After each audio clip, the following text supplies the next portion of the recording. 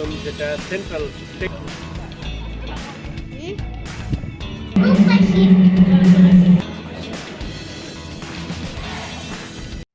আসসালামু আলাইকুম দর্শক, আজকের এই ভিডিওতে আমি তুলে ধরব কিভাবে আমরা একদিনে সকাল থেকে বিকেলে ডেনমার্কের কোপেনহেগেন শহর থেকে সুইডেনের মালমো শহর ঘুরে আসলাম সেই সফরের আদ্যোপান্ত।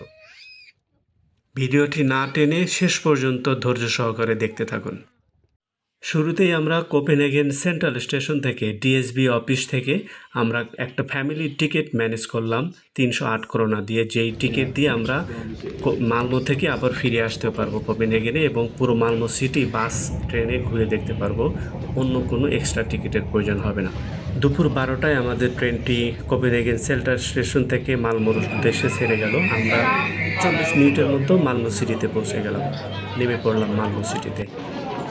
ট্রেন থেকে নামার পরেই আবার সেই একই টিকিট দিয়ে আমরা চলে গেলাম মালমো মিউজিয়াম দেখার উদ্দেশ্যে।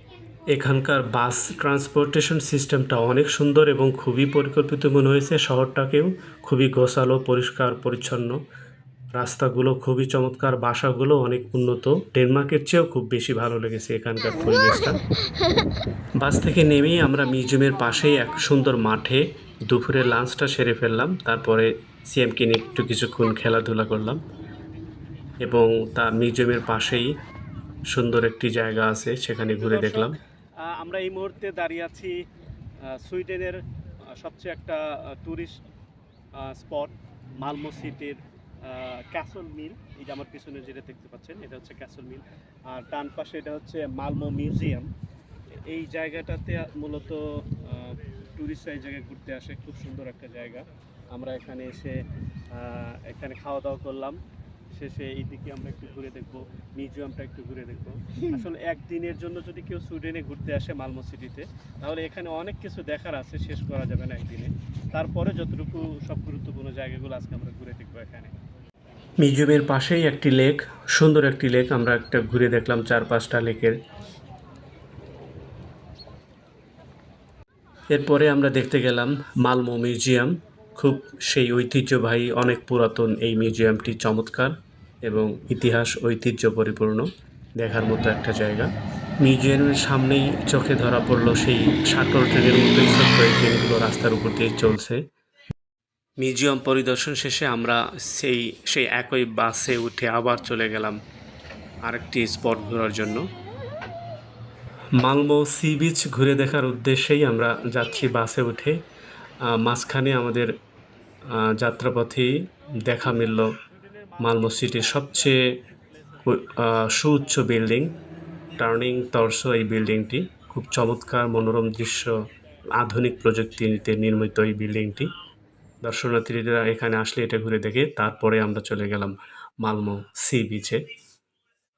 খুব চমৎকার একটি দৃশ্য এই সি বিচ এলাকায়। পুরো সি বিচে আমরা প্রায় 2 থেকে 3 ঘন্টা সময় কাটালাম। খুবই উপভোগ্য ছিল এই সময়টুকু। প্রিয় দর্শক, আমি এই মুহূর্তে দাঁড়িয়ে আছি সুইডেনের মালমো শহরের একদম যেটা সেন্ট্রাল স্টেশন। আমার সামনে হচ্ছে মালমো শহরের যে সেন্ট্রাল স্টেশন বলা হয়, এইটা হচ্ছে মূলত সেন্ট্রাল স্টেশন। আর মালমো শহরে যদি কেউ ঘুরতে আসে তাহলে এই জায়গাটা অনেকটা খুব পপুলার একটা জায়গা। আর আমার পেছনে যে জিনিসটা দেখতে পাচ্ছেন এটা হচ্ছে মালমো ইউনিভার্সিটি। আমাদের অনেক বাংলাদেশিও এই ইউনিভার্সিটিতে পড়ালেখা করে। এখানে একজন বাংলাদেশির সাথে দেখা হয়েছিল, এখানকার স্টুডেন্ট। তো খুব সুন্দর এই জায়গাটাও ঘুরে দেখার মতো, চারপাশে খুব চমৎকার।